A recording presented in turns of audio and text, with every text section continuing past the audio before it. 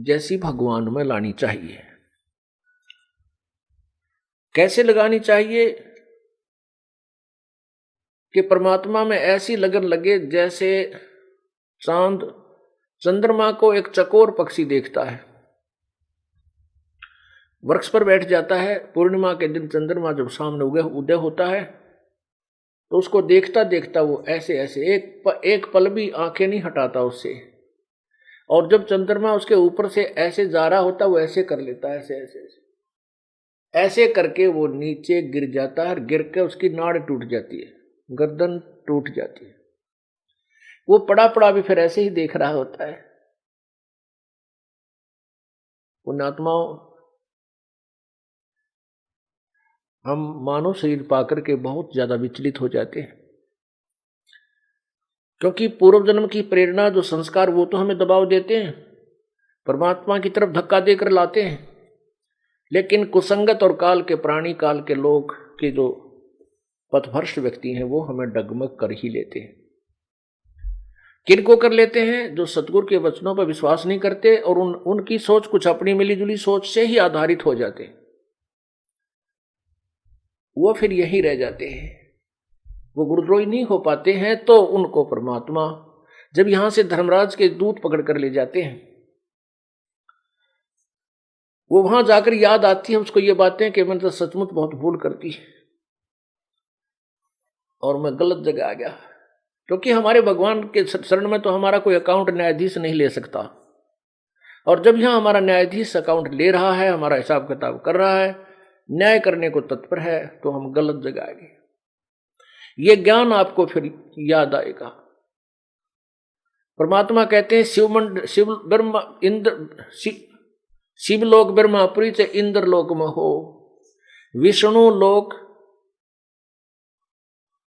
शिवलोक से इंद्रपुरी चाहे विष्णु लोक में हो, शिवमंडल ब्रह्मापुरी चाहे विष्णु लोक में हो, शिवमंडल ब्रह्मापुरी चाहे विष्णु लोक में हो, और हमारे गुण भूल नहीं तो आठ छुटाऊं तो यदि वहां भी तू याद कर लेगा, ये परमात्मा मैं तो गलत आ गया, पाप आत्मा हूं प्रभु, मैंने बहुत गलती की, ये परमात्मा आपके वचनों से मैं नीचे गिर गया, मुझसे भूल हो गई, तो परमात्मा वहां अपनी आत्मा के लिए प्रकट हो जाते हैं, इसी दास के रूप में प्रकट होंगे और फिर उससे कहेंगे छोड़ दो ये हमारा हंस है।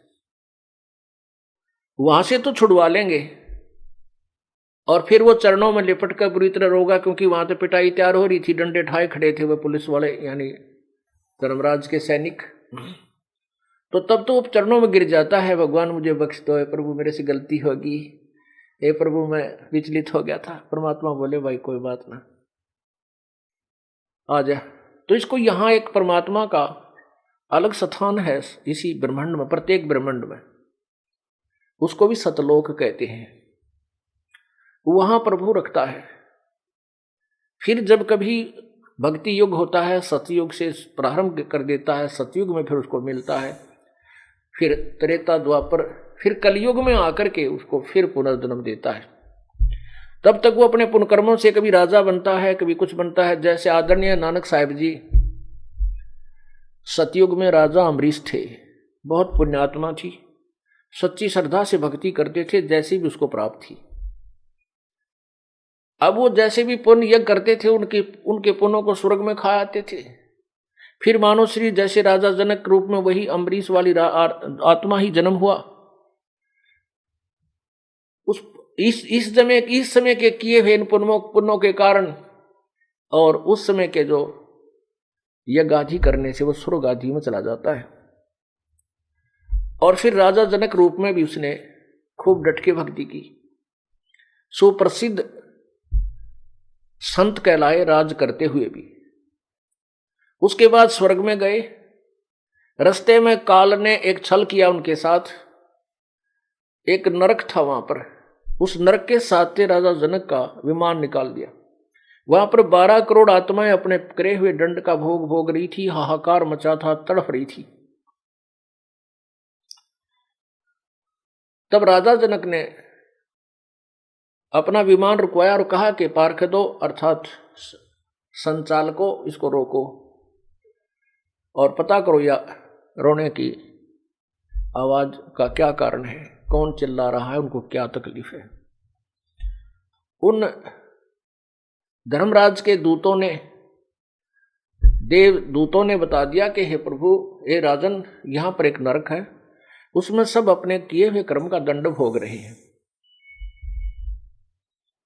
राजा ने कहा कि नहीं, उनको छुड़वा दो। तो उन देवदूतों ने कहा कि यहां आपका हुक्म नहीं चलेगा राजन, आप यहाँ के राजा नहीं, यहाँ के धर्मराज राजा हैं, धर्मराज, उन्हीं के आदेश से कुछ हो सकता है। तो उन्होंने कहा धर्मराज को से मेरी बात कराओ। धर्मराज वहां पहुंच गए और कहा राजन आप चलिए, ये तो अपने किए हुए कर्म का दंड भोग रहे हैं, आप आगे चलिए। क्योंकि दया, एक ऐसी बेतुकी दया भी हमें ले डूबती है। दया अवश्य होनी चाहिए, लेकिन अपने पैर पर कुहाड़ा मार कर दया नहीं होनी चाहिए।